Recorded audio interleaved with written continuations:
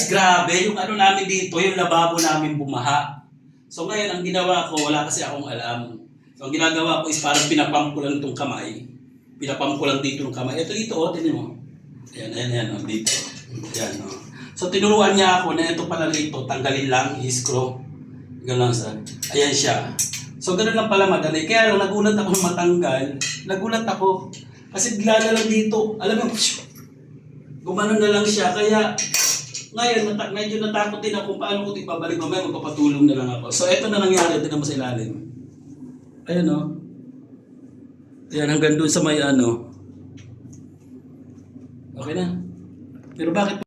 So ayan na, grabe, tinulungan na ako ng kaibigan ko dahil nga, ayan o, yan pala, dahil pala dyan. So ayan, matindi. Parang tela na, no? Buhok yan eh. Dati nakakuha kami ng buhok dyan, akala mo parang naging towel. Nagulat kami nung, ba't may towel sa loob? Buhok Ngayon, yan. ginaganon-ganon, akala yung, alam mo yung ano pang kuskus sa katawan? Alam mo yon?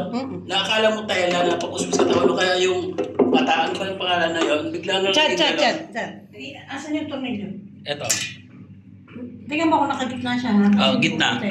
Oh, gitna. Ayun, igaganon pala. O sige, tapos kasi sa sobrang bigat nung buhok, ayan, nasaan yun? Naka na yung ano? Ito. Sa sobrang bigat nung buhok, ano kaagad siya eh? Hulog kaagad siya eh. Mabuti na, sabi ko parang mayroon akong ganyan. Kasi dalawa yung binili ko sa gift market dati, itong screwdriver. So wala na yan, wala lang ano. Ang kusina, ganito din yun. Ang kusina, hindi na tatagal. May alam ang kusina. Pag kusina, hinahatak lang doon sa loob. Binubuksan lang yung likod. Pinupuksan din nyo dito. May ganyan din doon? Kung may ganyan, kaya. Pero kung hindi, Lahat naman ng sink may ganyan. ang ginagawa ko doon naman kasi dati. Bubuksan mo sa ilalim. Sa ilalim. Kaya may alam din Bubuksan ako sa ilalim, doon. bubuksan din sa ibabaw. Kasi nagbabara din sa ibabaw. So ngayon, may alam ako doon sa kusina. Kasi nga, ako naglilinis doon sa sa kabilang dating flat ko rin. Oh, di ba? Perfect na, oh. Yan. Nasaan yung ano ito ngayon? Ito. Ayun, may parang tasa pa na, ano.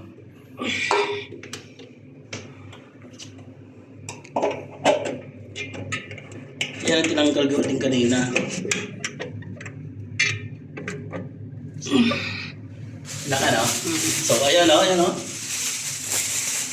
Ayan. O, diba? Parang akala mo buhok na nag-ano. Sabi ko, itry ko nga ito. Yung sinabi mo nga sa akin. Diba? Bongga na. Ayan, maraming salamat. Ayan, di na ayos na. Kasi kung bomba lang, hindi rin pala magagano ng ano, ng eto, oh. Hindi ka kaya eh. Oo, kasi dapat itong gagamitin ko, ito lang, yan, ito na yan. So gagawin ko kasi dyan is, ano ko lang, tutusukin. Tusok, ayan. So ginagawa ko dati is, tinutusok ko lang ng ganyan. Ayan, tusok. Bumababa naman yung tubig, kaya lang, ganun pa rin, mga ilang minuto nawawala yung tubig. Pero matanggal matanggal. Kasi nga parang nadidiin din doon yung nadidiin yung buhok. So kahit paano, na yung tubig, natatanggal. Pero matagal pa rin. Kasi nga bumabaha na. So ayan, wala nang tanggal baha. Ito kasi hanggang dito na tumataas na yung tubig. Hindi ko na nga pinakita sa inyo yung tubig hanggang dito na. Ginagawa ko naman minsan, pinapump ko ganyan. Ganyan. Pero yung tubig nandiyan pa rin. So ngayon, okay na. So ayan guys, share ko lang sa inyo.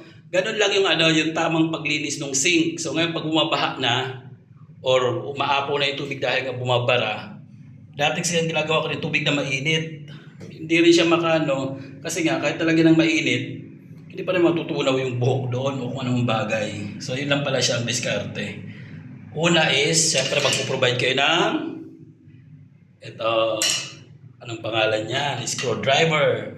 Tapos pipihitin mo lang yan, pipihitin hanggang sa matanggal yan. So yun lang, yan. So iwas iwas paha, linis tubo. Malinis ng tubo ngayon. Ayun lang guys, maraming salamat. Sana natuto kayo sa konting kaalaman dito sa pagtatanggal ng bara. Maraming salamat. Paalam.